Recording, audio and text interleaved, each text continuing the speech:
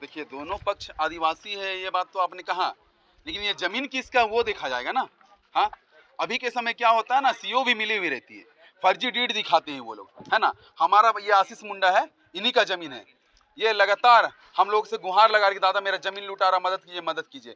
तो इन्होंने हमें आवेदन दिया, आदिवासी बचाओ मोर्चा को इन्होंने आवेदन दिया, और आवेदन के अनुसार आज हम लोग इस जमीन में आए। तो यहाँ पे देखिए कि गुलाबो गैंग यहाँ पे चढ़ के पोजीशन दिलाने का काम कर रही। बताइए, अगर आप सच में ये जमीन आपका है तो आप सामाजिक से मदद मांगे, है ना।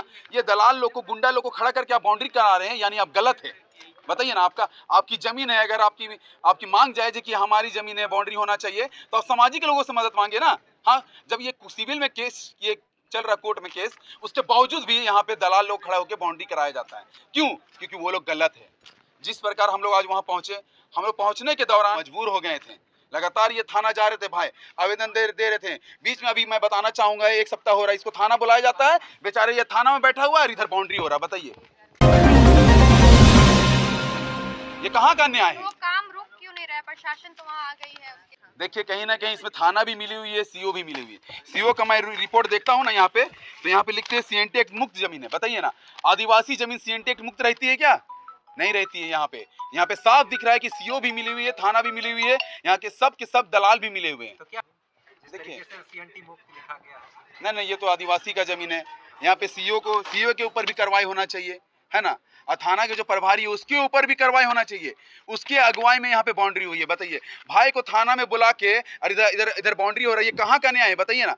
साफ यहाँ पे दिखता है कि थाना वाले भी मिले है, पूरा का पूरा रणनीति के अनुसार इनको थाना में बुलाया जाता है, और थाना में इसको बुलाने के बाद इधर बाउंड्री का काम किया जाता है, जो कि 1.5 महीना से यहाँ काम चल रहा है। रातों रात गुलाबो गंग यहाँ पे आग तपा के बाउंड्री करवाती है। बताइए, रातों रात यहाँ पे काम चलता है। कुछ मुस्लिम समुदाय के लोग ही थे। द्वितीय पक्ष जो बता रहे थे कि 1984 में जमीन खरीदा गया था 10 डिसमिल, और उनका हर चीज कट रहा है, रसीद वगैरह भी कट रहा है, डीड वगैरह भी वो दिखा रहे हैं।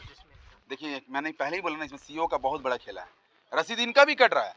अब एक जमीन का 2-2 रसीद कट रहा है। इनका पूरा जमीन जो है वहाँ 18 डिसमिल है। जी। इनका भी 18 डिसमिल का रसीद कट रहा है। जी। उनका भी 10 डिसमिल उनका भी कट, हाँ उनका भी कट रहा है, हाँ दोनों का रसीद कट रहा है। पॉसिबल है? या तो फिर इनका 8 कटता, उनका 10 कटता। ये बिल्कुल सीओ का खेला है यहाँ पे। ऐसे भी हो सकता है। देखिए अभी के समय क्या हो रहा है ना, पूरा का पूरा यहाँ पे करप्शन चल रहा है। अगर आप जमीन नहीं ले पाते हैं, अगर रसीद नहीं कटवा पा रहे हो, तो 2 पैसा फेंक दीजिएगा ना, तो यहाँ पे ऐसे ही रसीद कट जाता है। तो इसमें मैं किसकी गलती मानूंगा? सरकार की, क्योंकि सारी सरकार की अगुवाई में यहाँ के डीसी सीओ सब के सब है ना। तो सरकार को यहाँ पे कड़क होना होगा।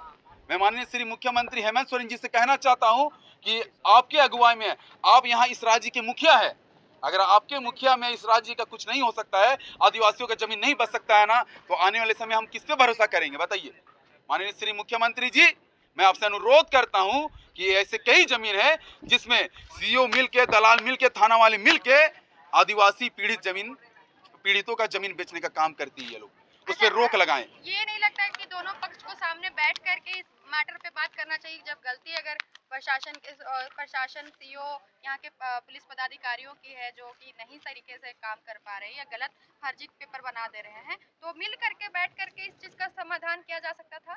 जी बिल्कुल, लेकिन ये लोग बैठने का मौका दे तब ना। हम लोग बैठने की बात करते तो ये लोग दलाल लोग को चढ़ा के बाउंड्री करवाते हैं, और जबकि केस चल रहा है। बताइए, केस चलने के बावजूद अगर उस जमीन में बाउंड्री हो रहा है, तो इसमें थाना वाले को तुरंत आना चाहिए, वो लोगों की गिरफ्तारी होनी चाहिए।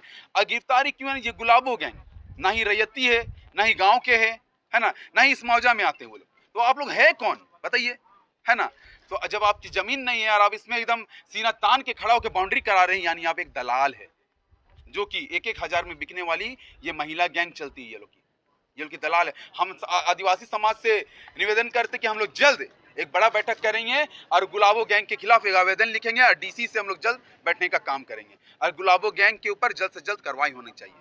तो वो लोग भी तो यही बोल रहे हैं कि जिस तरीके से गुलाबो गैंग, मतलब आप लोग जो बता रहे हैं कि वो लोग जमीन के कोई है नहीं, उसके बावजूद वो जमीन में आकर के काम कर रहे हैं, उस तरह से आप लोग पे भी आरोप लग रहा है। आप लोग भी जमीन के कोई है नहीं, लेकिन आप लोग भी वहाँ जा करके इसी तरह से काम कर रहे हैं जैसे गुलाबो गैंग।